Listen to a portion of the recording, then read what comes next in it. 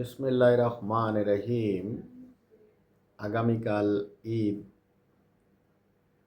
এই আগামীকাল ঈদে সমবেদনা প্রকাশ করছি যে সকল অবসরপ্রাপ্ত শিক্ষক কর্মচারীরা,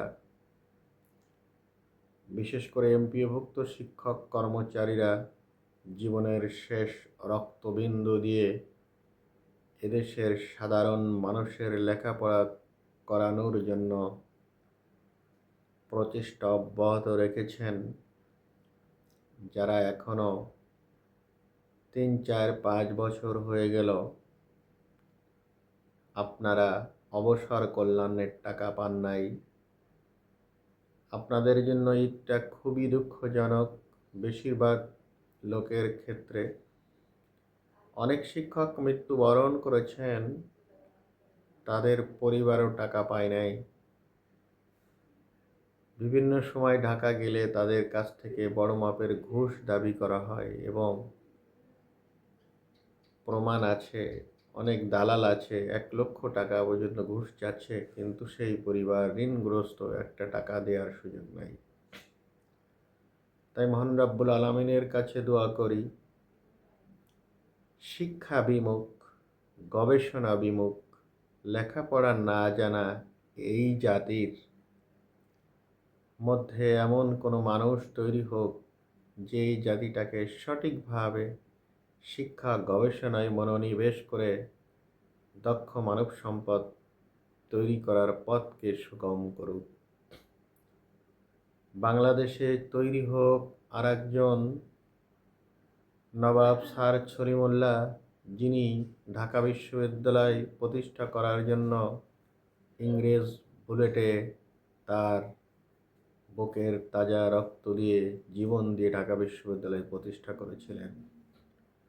তৈরি হোক শেরে বাংলা ফজলুল হকের মতো একজন শিক্ষা প্রেমিক, যিনি অনুধাবন করতে পেরেছিলেন এদেশের উন্নয়ন করার জন্য শিক্ষা গবেষণার কোনো বিকল্প নাই। তৈরি হোক আরেকজন শহীদ প্রেসিডেন্ট বীরুত্তম জিয়াউর রহমান, যিনি অনুধাবন করতে পেরেছিলেন গ্রামের সাধারণ মানুষের উন্নয়ন করতে গেলে শিক্ষার প্রয়োজন, তাই 50% জাতীয় বেতন স্কেলের প্রদান করে মাধ্যমিক সহ এমপিওভুক্ত শিক্ষকদের শিক্ষার মূল স্রোতে আনয়ন করেছিলেন। পরবর্তীকালে শিক্ষার উন্নয়ন শহীদ প্রেসিডেন্ট বীরুত্তম জিয়া রহমানের মৃত্যুর মধ্য দিয়ে জিরোতে পরিণত হয়েছে। কারণ আইকিউতে আমরা 150তম, আমাদের এসএসসি পাস সমান আন্তর্জাতিক মানদণ্ডে 7ম শ্রেণী পাশের সমান। আমাদের শিক্ষার পয়েন্ট যেখানে 2.8, সেখানে ইন্ডিয়ারই 20.8, পাকিস্তানের 13.8। আইকিউতে আমরা পৃথিবীর সবথেকে জঘন্যতম স্থানে, আফগানিস্তান থেকেও 47 ধাপ নিচে। হয়তোবা দেশে মুখস্থ বিদ্যার লেখাপড়া জানার কোটি কোটি লোক রয়েছেন, কিন্তু দেশকে শিক্ষায় এগিয়ে নেওয়ার জন্য ডক্টর সলিমুল্লাহ, ঢাকা বিশ্ববিদ্যালয়ের একজন মহান শিক্ষক জনাব কামরুল হাসান মামুন স্যার ছাড়া শিক্ষার উন্নয়নে কথা বলেন, কিন্তু প্রকৃত কিভাবে শিক্ষার উন্নয়ন করা যাবে এমন কোনো সেন্টেন্স কারোর কাছ থেকে শুনি না। দেশ গতানুগতিকভাবেই চলে।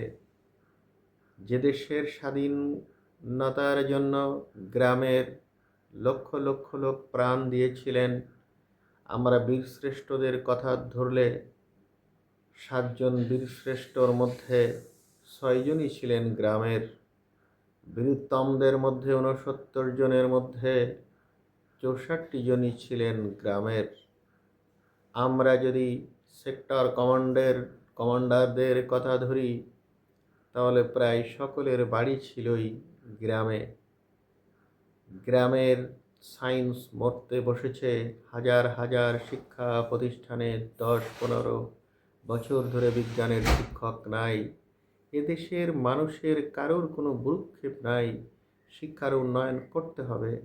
সাধারণ মানুষ অনেক কষ্ট করে, গার্মেন্টস শ্রমিকরা, বিদেশগামী ভাইয়েরা, ইউএন মিশনে কর্মরত মানুষেরা কত কষ্ট করে আমাদের অর্থনীতি চাঙ্গা করছে।